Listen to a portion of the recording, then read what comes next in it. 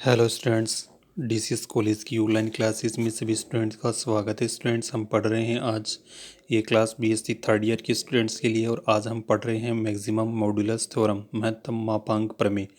तो देखा इसका स्टेटमेंट दो रूपों के अंदर दे रखा है। आपको ये थ्योरम बिल्कुल अच्छी तरह प्रैक्टिस करके बार बार प्रैक्टिस करके समझनी है और अपने माइंड के अंदर याद रखनी है। तो देखो इसका क्या कह रहा है कि माना कि सरल समवृत्त कंटूर सी के अंदर एवं ऊपर प्रत्येक बिंदु पर एफ ऑफ जेड विश्लेषिक फलन है। अर्थात अगर ये विश्लेषिक फलन होगा तो ये ऊपर से और नीचे से बाउंडेड होगा। सबसे पहली बात तो खोपड़े के अंदर ये बैठी रहनी चाहिए। विश्लेषिक फलन है तो मोड एफ ऑफ जेड अपना महत्तम मान सी की परिधि पर ग्रहण करता है जब तक कि एफ ऑफ जेड अचर फलन ना हो। ठीक है, जब तक कि क्या ना हो भाई, एफ ऑफ जेड क्या नहीं होना चाहिए, अचर फलन नहीं होना चाहिए। तब तो कि ये क्या करेगा, परिधि के ऊपर महत्तम मान प्राप्त करता रहेगा। ठीक है।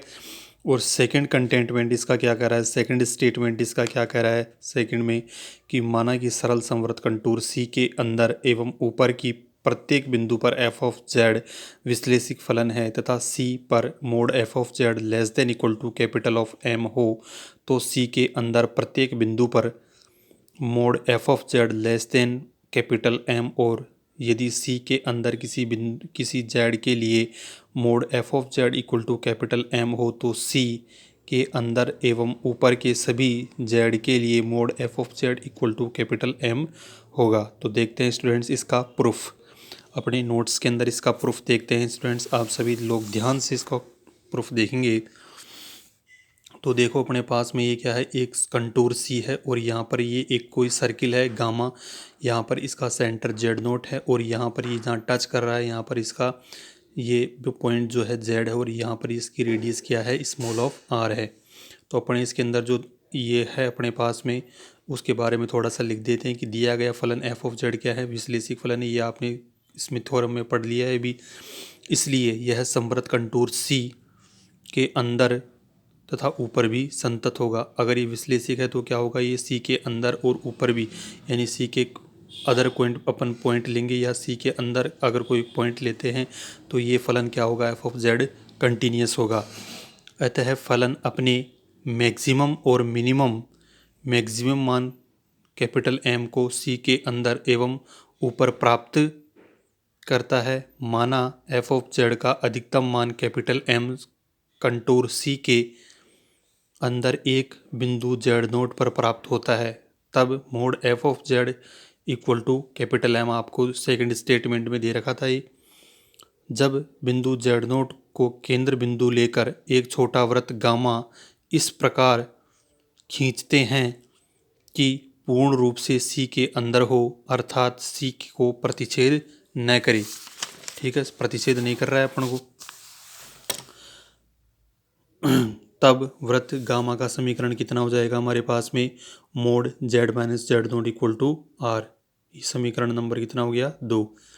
स्मॉल आर वृत्त गामा की क्या है, त्रिज्या है। चूंकि फलन एफ ऑफ जेड बिंदु जेड नोट पर क्या है, ये संतत है, इसलिए वृत्त गामा पर भी कैसा होगा भाई, प्रत्येक जेड के लिए एफ ऑफ जेड, ये संतत की कंडीशन होती है हमारे पास में, f of z less than equal to capital M minus T.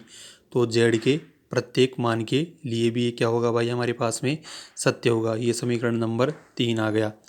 अब हमारे पास में आप पीछे पढ़ के आए हैं कोसी समाकलन सूत्र से बिंदु जेड नोट के लिए f of Z equal to 1/2 pi iota integration of C f of z z minus z naught into d z. अब अपन क्या करेंगे, दोनों तरफ मापांक ले लेंगे। देखो स्टूडेंट्स, ये जो कंडीशन आपको दे रखी है ये आपको किसकी बता रही है, ये less than equal to M minus t, अर्थात ये अपने पास में संतत कंडीशन फॉलो कर रही है। तो दोनों मापांक ले लिया, यानी mod F of Z equal to mod 1/2 pi iota integration of C f of z z minus z naught into d z. अब इसका मापांक अपन 1/2 पाई आयोटा का, जैसे ही इसको मोड से बाहर लेंगे ये किस में कन्वर्ट हो जाएगा, ये लेस देन इक्वल टू के अंदर कन्वर्ट हो जाएगा। तो इसको 1/2 पाई आयोटा, ये mod 2 pi iota integration of C f of z z minus z naught into d z. तो मोड ऑफ आयोटा का मान कितना होता है, 1। तो less than equal to 1/2 pi गुणा 1 integration of C f of z z minus z naught mod d z. ठीक है स्टूडेंट्स, कोई दिक्कत, भाई कुछ भी नहीं कर रहे हैं, इसको अपन ने इस मोड से बाहर लिया तो ये पूरा ये जो है संतत कंडीशन फॉलो करने लग जाएगा। ये लेस देन इक्वल टू के अंदर मित्रों का क्या हो जाएगा, कन्वर्ट हो जाएगा। तो इसको अपन ने z minus z naught mod of d z आ जाएगा। तो अब अपने पास में देखो यहाँ पर एफ ऑफ जेड का मान अपन क्या लेके चल रहे हैं भाई, अपने पास में एम माइनस एप्सलन। तो यहाँ पर भी इसको बाहर निकाल देंगे f of z z minus z naught को। F of z z minus z naught का मान कितना हो जाएगा हमारे पास में, M minus epsilon upon r हो जाएगा। तो इंटीग्रेशन अंदर क्या बच जाएगा हमारे पास में भाई, इसको पूरे को बाहर निकालेंगे तो जेड माइनस जेड नोट का मान तो क्या है हमारे पास में, जेड माइनस जेड नोट का मान तो आर है, तो ये आर आ गया।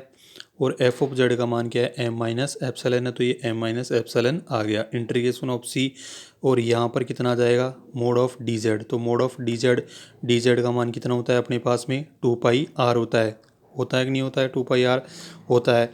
तो अब लेस देन इक्वल टू, भाई अपने पास में कोई ऐसा सर्किल है जिसका सेंटर क्या है, जेड नोट है, और उसकी रेडियस स्मॉल ऑफ आर है, एक वृत्त गामा है, और वो कहाँ कर रहा है, टच जेड पे टच कर रहा है।